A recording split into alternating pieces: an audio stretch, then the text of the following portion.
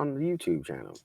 What's going on, everybody? This is Cam. We are back for another Blerdline News. With me, as always, is Professor D. Hopefully, these stories won't put a damper on anyone's mood. And he says that because we are talking about Warner Brothers Discovery, where they have announced that they're about to do a slew of layoffs. Not to mention they've been getting other hits with negative news, as financial analysts are kind of saying, like, yo, man, this shit ain't working.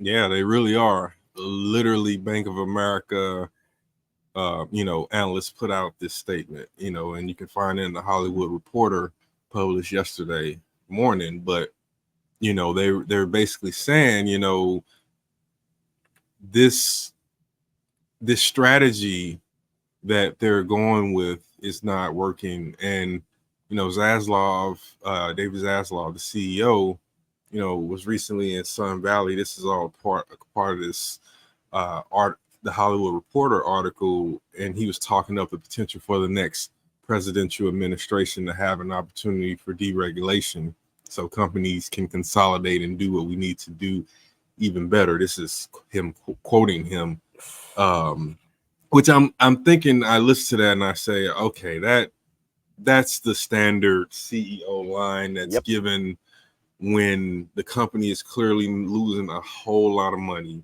A lot. And I think also too, they the previous layoffs they did that affected HBO Max, HBO teams. Then they shut down CNN Plus, which is was around for like 17 seconds. It was supposed to be their sort of big time digital push of moving out of the linear space only and moving more into the streaming, doubling down on the streaming, which is very interesting because we've talked on the other show on Blerdlines about how much this is impacting everyday people. Yeah.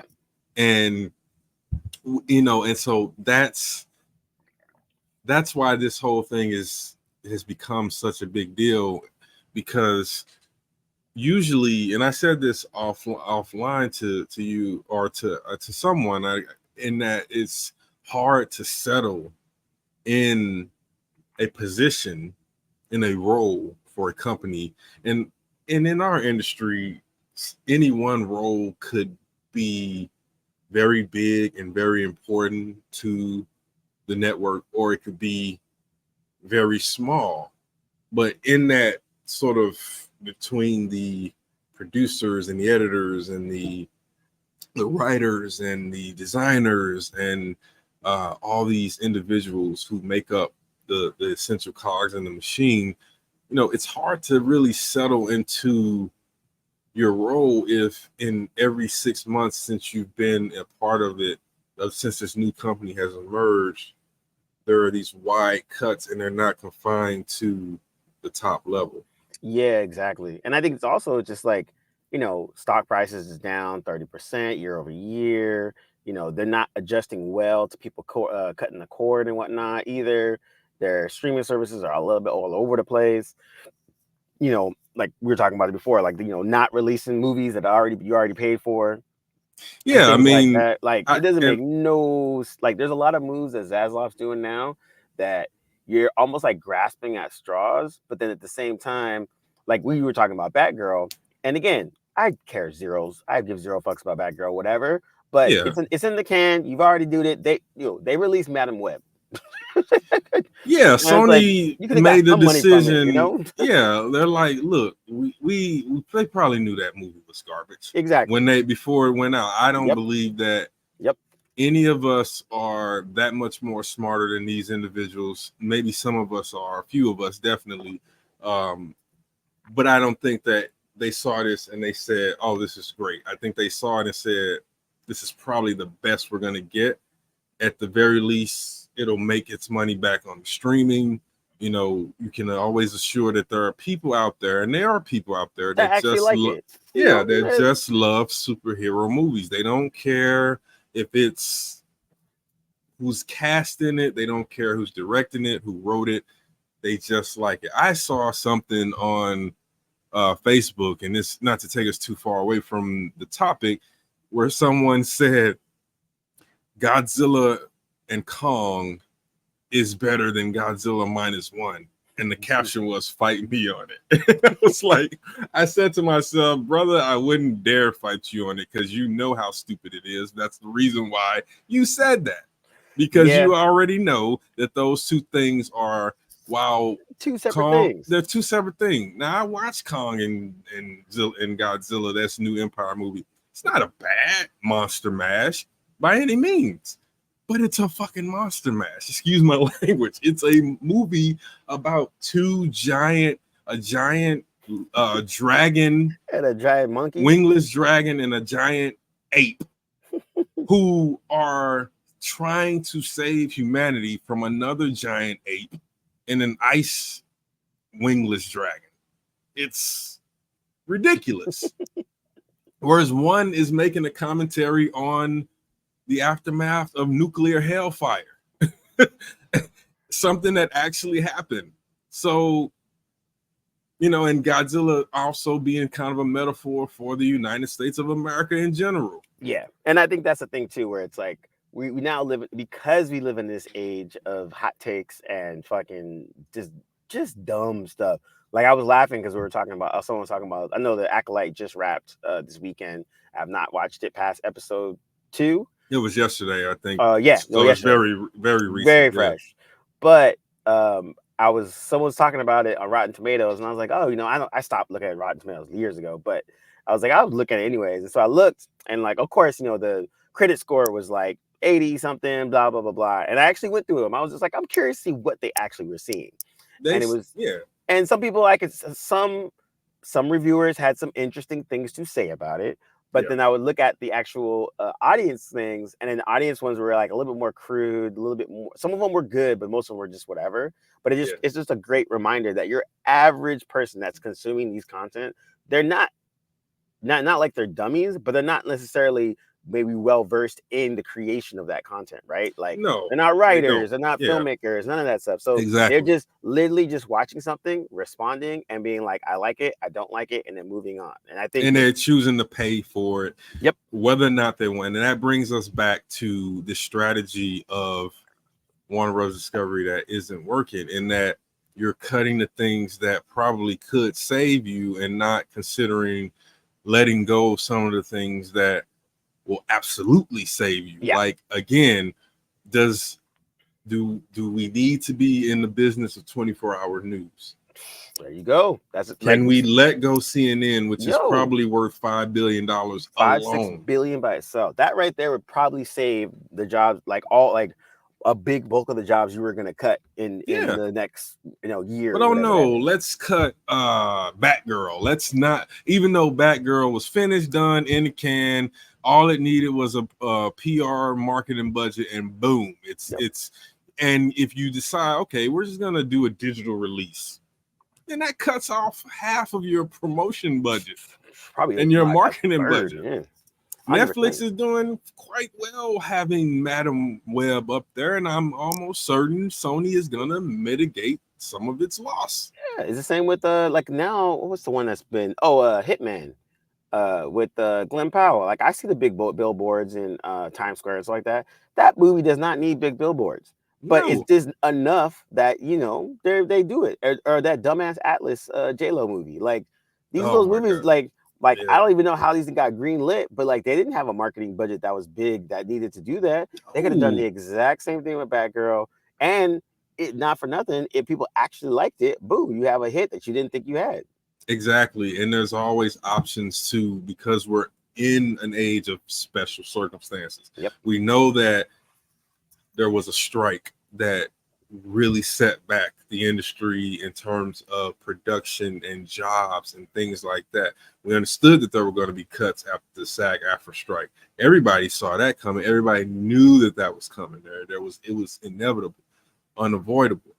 Yeah, exactly. And a pandemic and all these things. So there's concessions. There's special things that could be given in this situation. But we're talking about cutting fat from the mid to low tier, and that is where we're where it's scary if you're in the industry. Yeah, and I think that's the thing. I think that's my overall concern because it's like, these are just they're all millionaires. The companies are billion-dollar companies. Like they're talking about they got like 40 billion in debt, and like they're like, oh, we could just make a side company and then throw all that debt on that side company and let that chill over there, and then maybe sell off Senate. Like, but it's so funny because they're looking at it from these big company eyeballs, less of the regular human factor, and Yeah. so like you said, it goes back to that where like Zaslav is playing with it's monopoly money at this point.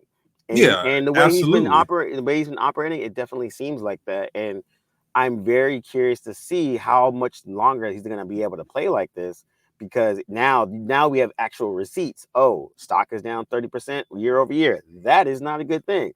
Oh, Yeah. we're in debt because of these properties that's not doing nothing. That is not good. Yo, Yeah. this company's not making us like, for Disney for a long time, they used ESPN as their scapegoat. Every time they Yeah. couldn't give bonuses or fucking bonuses, raises, or promotions.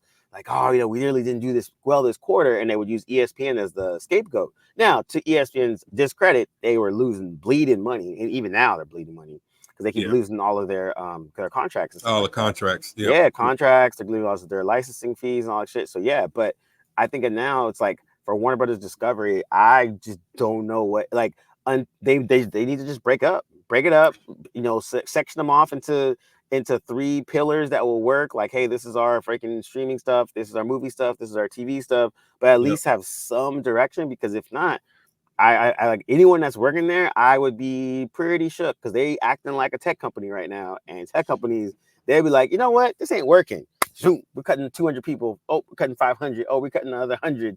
We got to make Yeah. our numbers work, and I think that's how Warner Brothers is like operating right now. Yeah, and in the past, as I said, as we pointed out, because I've been a part of maybe 3 companies that have undergone these kinds of transformations where into new companies where a new company will merge with it or buy it, and then the assets of both companies will become one and create a whole new company. I've been a part of that a few times, and every time I've been a part of it, there's always a wave of layoffs that you expect at the beginning. Then things mellow out throughout the rest of the year or the years to come, and there's less of that, and it becomes maybe once every other year, you have smaller cuts, and some people go. But now you have this is again, and now a lot of those cuts often came at the executive and the management level. Now they're coming at the lower level, the cogs in the machine level, and that's what we're worried about. That's like, worrying. Cutting executives, hey man, they're getting golden parachutes. They're it's not like they don't get fired; they're paid to walk away. Exactly. So there's something in that. So, but then if you're a producer, you're a writer, you're a PA, you're all these things. Those are the people that we care about, and like these dumb moves at the top will definitely will affect them on the bottom, which sucks because now, like you said, they have to figure out how they're going to do that, right? So I think their previous layoffs were when they merged HBO Max and HBO, when they freaking shut down CNN Plus, which literally was out for like what 17 seconds. Yeah, and imagine that all those people see from the outside looking in. For those listening to this, you hear that if you're not in the industry, you hear that and you say, "Oh, well, they just ended." That means CNN. What was it? CNN Plus, CNN. Yeah, CNN Plus. That means it's gone. But as Cam pointed out, what we hear is, and in addition to it only been around for the short period of time, is that those people literally got put into their jobs thinking that they were going to have this job security for a little while at least, insurance, all these things, and boom, it's just gone. And literally the example of here today, gone tomorrow. And how is that fair when the people who are making millions yearly are not affected by this? You Yeah. know, there's something that, and yet they are the ones who are making the decisions. One, So and then also too, from our homies that are in the industry, like on the working level, they're talking about how everything's down, right? So you're getting yeah, less shoot days. You're getting before on TV shows they would book you for 2 weeks, and so at least you know where you're at. There's all union based and all that. But now they're waiting and be like, okay, we're only gonna do 3 days, or we're gonna do 2 days, or we're gonna do you mm-hmm. for a day. So now you have to readjust to all your stuff because now they're just not shooting as much. Yep. And Hollywood, to Hollywood's credit, they were, fast and loose with their money, but that actually helped the actual regular worker because now Yeah. there's craft services, there's lighting, there's grips, there's this, there's that. But now that they're like, trying to figure out how they're gonna, Save save money because money. they have to pay the creators now. Yep, exactly. Fair and fair. One of my friends is on a Netflix show, reality TV, and they cut his budget, his writing budget. He's the host of the show, and so he had to like cut his writers, and then they were like waffling on when the actual schedule time was because they were just not like being organized with their stuff. And so he was like, "Yo, while I was negotiating with them, I lost out on a movie deal, and like a TV thing." And he's like, "Yo, I gotta jump because I got other things I want to work on." Yeah. And so like it basically the strike plus COVID was a perfect storm of just fucking up the whole industry. And Yeah, to yet, or it was already in a state of transformation because of streaming yep, and cable going not going away but redefining itself. Everything had, even the billion-dollar revenue ad industry had to change. And then you get hit with COVID and all these other incidents and things happening at the same time.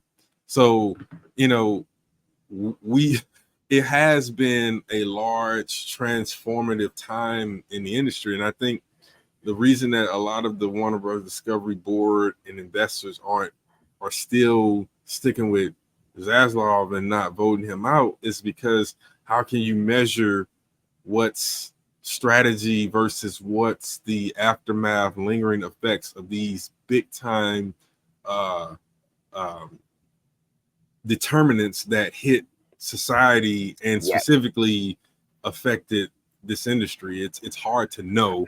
It's yeah, unfortunate because in the meantime we have to deal with the decision to, as we said before, cut a network or whatever, and in that act kill 1,000 jobs. yeah, exactly. And I think by next year will be kind of like that. Okay, we're out of COVID. We're strikes. We're far removed from the strike. We have a full year of data to show the horribleness of it or the better parts of it, or whatever. And even Hollywood Reporter was also talking about how reality TV filming had plummeted as well. And in LA, there's tons of jobs. Like there's always crew jobs for reality TV stuff, and that's like reality TV is a lot cheaper to produce, but you also can still have people having jobs. But even they are taking the hit and shooting less days now, and requiring less crew.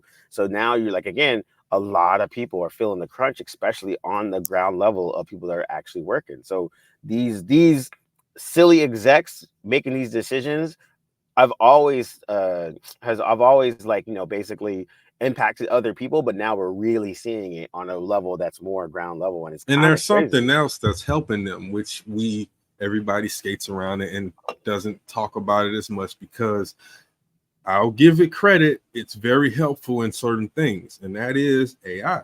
Yep. AI is playing a huge role in this, and it will continue, because when you talk about how these budgets are changing, and there's constantly, these executives are constantly being wishy-washy and going back with their deals with certain production teams and groups and things like that, they're trying to figure out how to best utilize AI and how to make it so that they can include it in their budget and not have to pay actual human beings. Yep.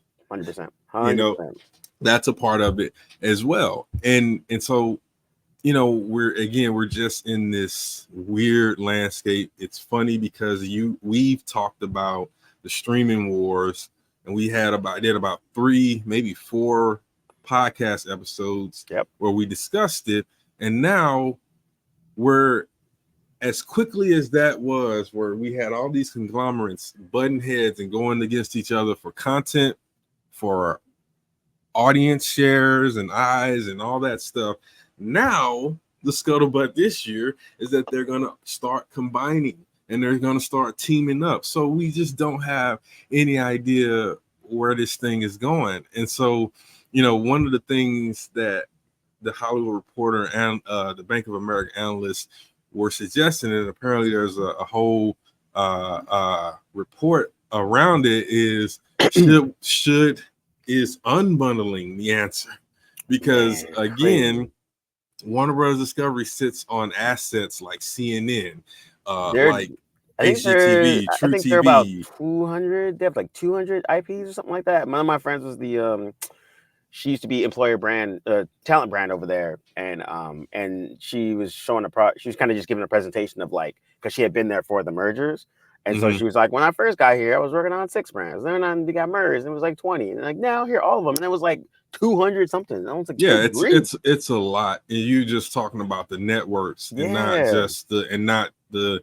gaming studios, the movie studios, and all of the independent production companies that they've gobbled up over the years. All of the, again, we're in a historic moment. That one of the other thing that's mentioned in this Hollywood Reporter article is the stuff regarding Sherry Redstone and the Paramount Global and this sale that they're doing with Skydance. That's going to bring a host of budget cuts and layoffs for people, again, who are writers and editors and gaffers and PAs and script supervisors and boom mic audio assistants and editors assistants and all these different roles. They're going to be snuffed out until things are reconfigured and restarted when whatever the new company emerges that is formerly Paramount Global / Skydance.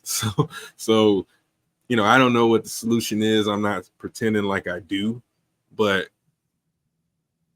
my guess would be that if you do have all these assets that are worth billions of dollars, rather than start cutting people who legitimately need these jobs and these careers, why not consider starting with the biggest shark in the seas and work downward from there, instead of, we can save money because we're going to eliminate this department of workers, and then just combine and compartmentalize that work into a whole nother department, therefore putting stress on those people who are already worried about whether or not they're going to keep their job. So now they have to double time on their performance because they're taking on more responsibilities. Yeah. And I think like that's, what, we're going to leave it there because that's a good way to look at it. The other quick aside, it's not quick, but it's big. Just recently, it was reported that the Russos are back to the MCU. They're officially signed on for Avengers 5 and 6. They're retooling the whole shit. It's going to be Secret Wars, I believe, focusing on the Beyonder. I saw that Kang is still involved. He's just no longer the main antagonist. Yeah, so I think what they're it seems like, and to Feige's credit, this probably is a good move. One, you got Russos who are pretty much proven in terms of at least being able to tell a good story and entertaining. And then 2, you get to kind of like wash your hands of the Kang situation, which we already have our own thoughts on that, so it's just whatever's. But also bring in some trusted names, because the problem that he had to see with Ant-Man 3, that same guy that they had hired to write those 2 new Avenger films. Yep. It couldn't have been hard to say we need to, beyond the Jonathan Major stuff, we need to reconsider this, because this path is not going to maximize what we want with these next Avenger films. 100%. And Ant-Man 3 is fucking horrible. Like it's just terrible. It's not a good movie. It wasn't good written. It was a waste of your actors that you had. It was a waste of the brilliant actors involved. How do you have You have Michelle Pfeiffer, Paul Rudd, Jonathan Majors. People can Michael say what they Douglas. want, but Yep. he's a good actor. Yep. Michael Douglas. You even have Bill Murray making some cameos, and yet this is still Katie O'Brien, who's a rising star. Yep.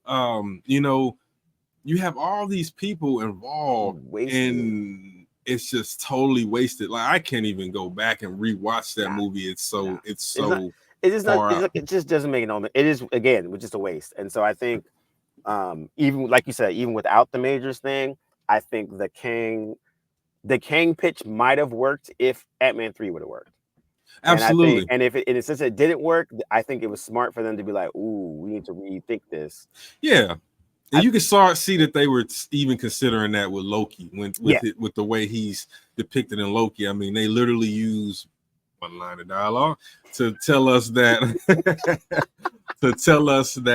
the previous Kang the Conqueror that we saw in Ant-Man 3 was in fact killed, and that you know, the advancing of the Kangs had been effectively slowed, if not stopped. Yeah. So, and then there you go. And then now they can move on. They can do something else. And like, I think, you know, and the Russo brothers, you know, they're just having fun anyways. Like they did their 2 extraction films.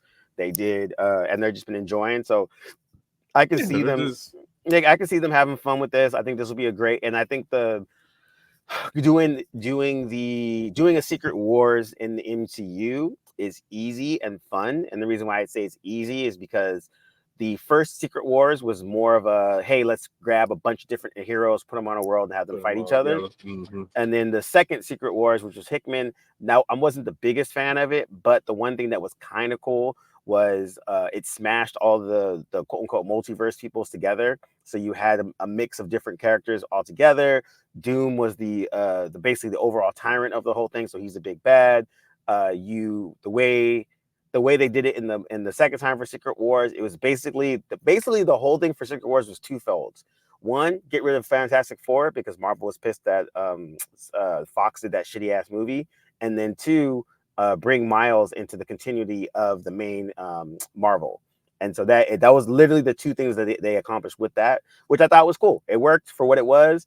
The one of the coolest parts of Secret Wars, actually, and that whole thing, was they did a black family as a bunch of Novas, and that was like a small 4-part series, but it was really, really well done. And it was basically black family in space, and they became Novas, and they had to figure out fighting. It was dope. It was something that you have never seen it before. It was interesting. There were new characters, and it was cool. The other Secret Wars books, various ups and downs, but I think this might be a route to kind of like quote unquote clean up things and to kind of move forward from their little hiccups they've been having in this last phase was kind of meh, you know. And the last 2 phases, and also probably to bring in their big upcoming characters, right? So the X-Men, the Fantastic Four, easily. I would say Blade, but it seems like that is more and more looking less likely to happen. Listen, I mean, I hope they figure something out with that.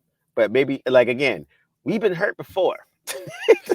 Well, yeah, we have. And I think the big issue is that they're not probably narratively understanding how to include this in addition to the production problems.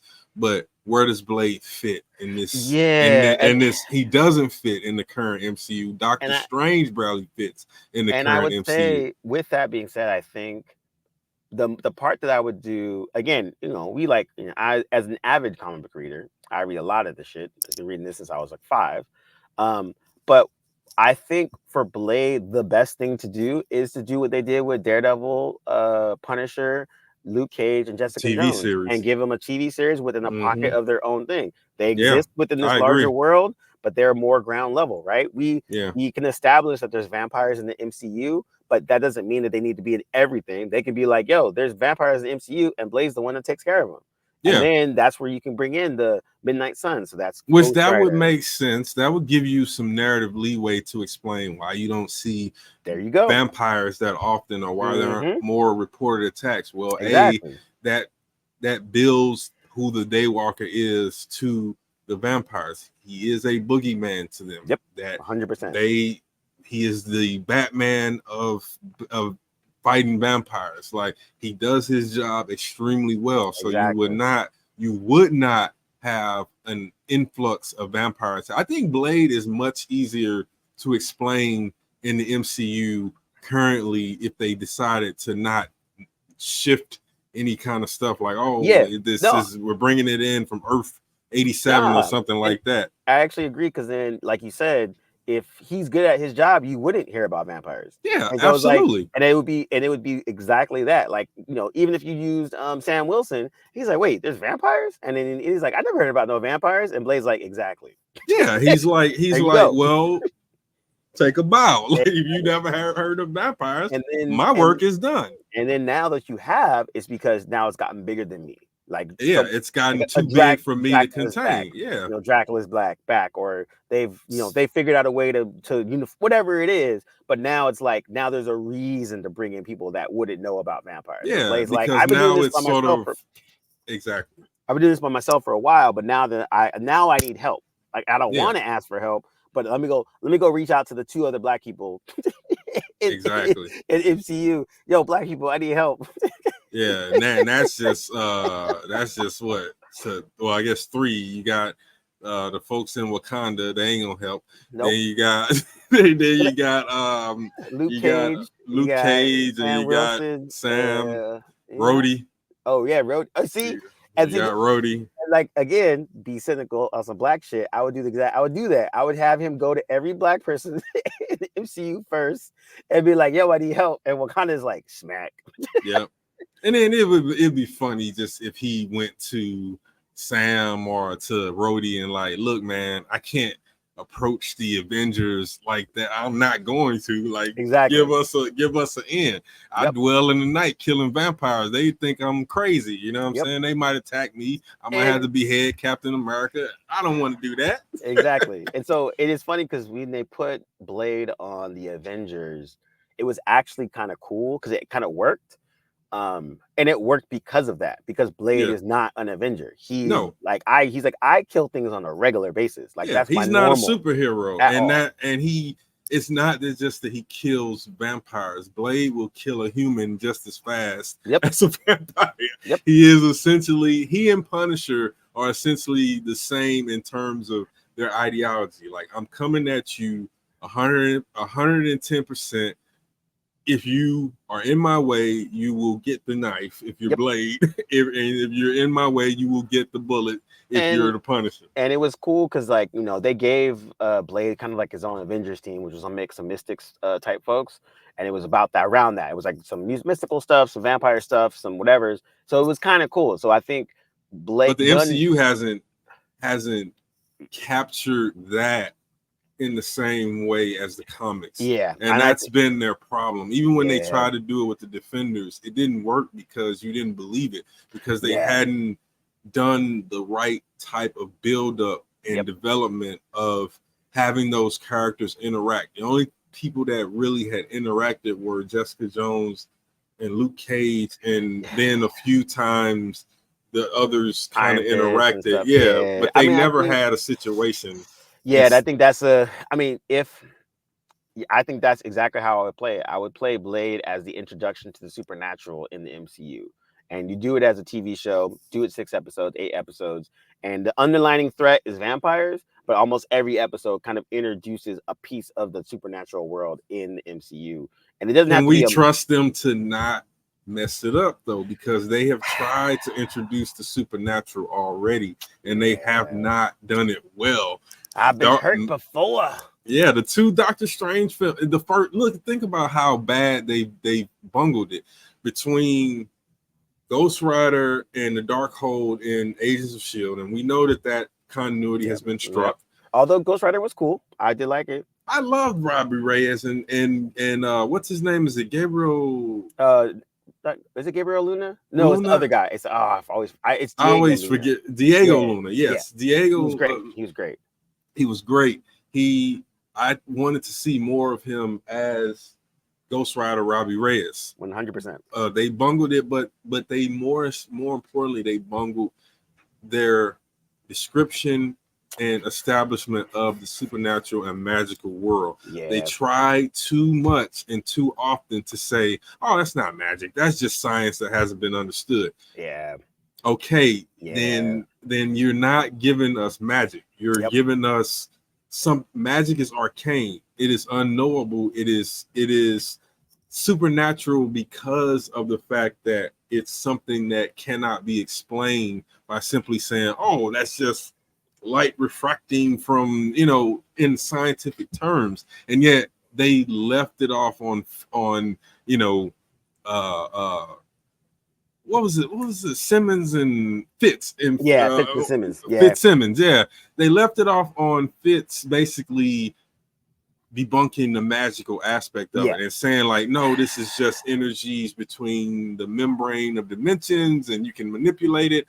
And then that was also in Doctor Strange. But then in Doctor Strange 2, they tried to go away from all that and say, no, there's actual magic, there's actual witchcraft, there's actual spells and hexes and things like that. But they still don't give a comprehensive framework of how that works. I laugh when Wong says, this isn't this, what did he say? He goes, this isn't sorcery, it's witchcraft. I was like, and the difference overall is what? Yeah. Witches don't use runes? Yeah. Last time I checked, in most lore, witches use runes. Nope, you're not wrong. And it's comedy because, you know, again, for Blade, like, it could be, damn it, one line of dialogue where Blade goes to Strange and is like, look, I got a vampire problem. And Strange is like, I can't help you, but my man, Brother Voodoo can. Exactly. And boom. And now you've introduced two people that are in space and they're in the magical space. And now you have Brother Voodoo established as that. And like now that's his tie, right? Strange alley-ooped it to Brother Voodoo. Now it's Blade and Voodoo fighting magic, supernatural beings, vampires. Done. That's the TV show. It's 8 episodes, and it's in that thing. It introduces it, right? We got our vampires. Probably could throw in some werewolves if you want. Werewolf by Night, Elsa Bloodstone, blah blah blah blah blah. But you could at least have that introduction, and then from there grow, right? Because what characters do you want to ultimately see that occupy the cosmic supernatural space? Mephisto.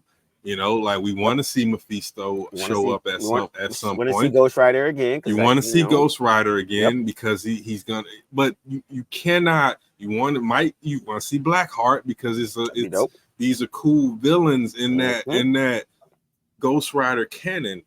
And so they could have done it if they had taken the same approach that Bo DeMayo took with how he installed Marvel characters and sprinkled them throughout X-Men 97, which is to say, I don't need to give you the whole to do how this became this or this got to this point.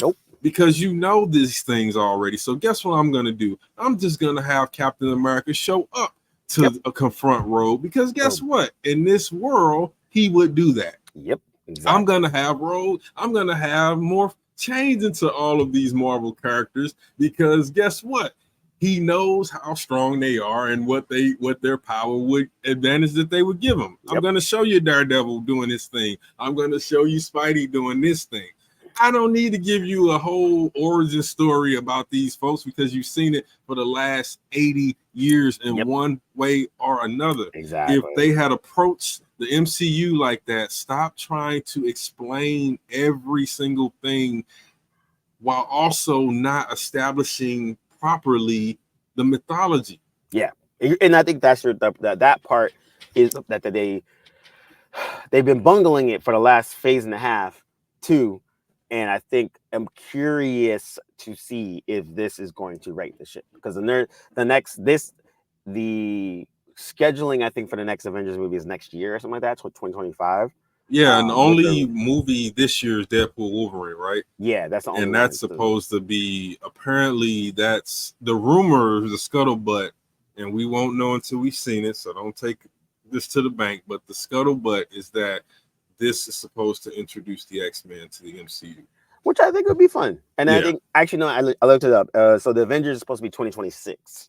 So, yeah, I thought so. That yeah. makes sense. And Because I think honestly, Fantastic Four is coming before the Avengers. yeah, I think so too. Yeah. And I think that might be their only movie. I think something like that. I think Yeah, I think next yeah. year is just the Fantastic Four, Yeah. and that would align with what Feige has been saying all along, which is he wanted to make a big deal out of the Fantastic Four, and when they do finally come, it's gonna be all about them. Yeah. Like they are. And to their credit, I mean, like Fantastic Four is kind of Marvel's baby in terms of like their main peoples. Like that's their Batman, Superman, Wonder Woman situation. And so like X-Men as well. So that's why it's been so and now Spidey. and Spidey. So like those are the three properties that if they could do this all over again, those are the three They they would have started with them. Yeah. Yep. So I can see Without them taking them time and be like, yo, you know what? We're only going to do Fantastic Four next year. And that's all we're going to talk about. That's and all we care then about. the next year, whatever year that will be, it will only be X-Men because they know that they cannot afford to bungle these. They took the chance with the other guys because as we talk about all the time, the irony of the MCU will always be that the characters that they introduce who are super popular now, I mean, they are A-listers without a doubt. Were at the time C and D list in comparison to their main folks, the X-Men, the Fantastic Four, and Spider-Man. Captain America was well known because he was in fact Captain America, you know, but Thor, Iron Man, Black Widow, Hawkeye. The only one of that group was Hulk. That was more popular in the 70s and 80s. And honestly, most of those people were all West Coast Avengers, which is definitely the C League Avengers. So it's just like that's why I was surprised. But like you said, I think it's gonna be interesting with this little like Deadpool Wolverine comes out soon. You definitely know we'll be talking about that because you know it's gonna be hilarious if nothing else. Yeah, but nothing else, it'll be fun and hilarious. It'll be fun and hilarious. Like that's literally my expectations. I don't really care about like I know they're gonna be doing some stuff which will be fun. But as long as I'm laughing and I'm entertained, that's literally my expectations for that movie. Like this is also a payoff from about 20 years of jokes. Yes, 100%. That started 100%. With Ryan Reynolds and Hugh Jackman in X-Men Origins. Yes, 100%. And has been going on. Damn, has it been that long since that came out? Dude, it's been almost that long. Maybe less than 20, maybe like 15 or 16, but it's been a long time. Because remember, X-Men Origins came out before Wolverine came out before Last Stand. If I'm not, no, it came out after Last Stand, but before Days of Future Past, and before Ryan, before what's his name came back to direct, Brian. 15 years ago. Yeah, this is a 15-year payoff. Kind of dope. Yeah, kind of dope. That's not. I gotta give it to him. Yeah, that's the only reason you don't mind Hugh Jackman returning after he said I'm done after Logan.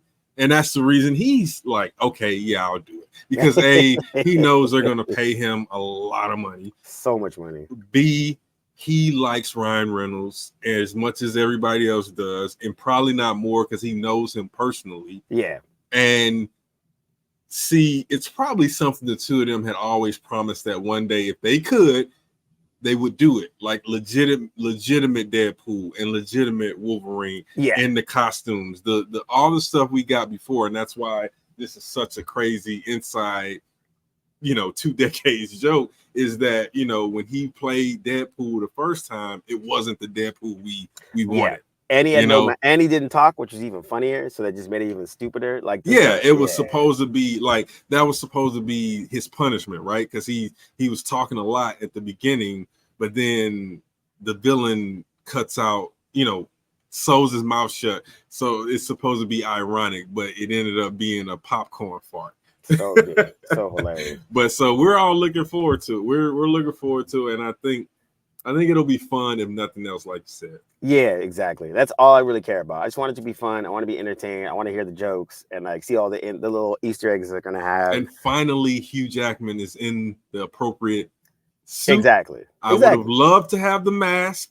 Me too. I would have loved to have the mask, and but maybe he'll have it for like 2 seconds. But yeah, he you're probably right. will. I think he's gonna have it, and then it's probably gonna get knocked off, or he's gonna take it Yeah, off, or something exactly. like You that. can't, we got that's a multi-million-dollar face. We can't be. That's what I'm covering about this to up. say. Like, they're not gonna hide that face and under a mask for 2 hours. Like, they're just not going. The only person that got away with doing that, and probably because he insisted, was Carl Urban in Dread.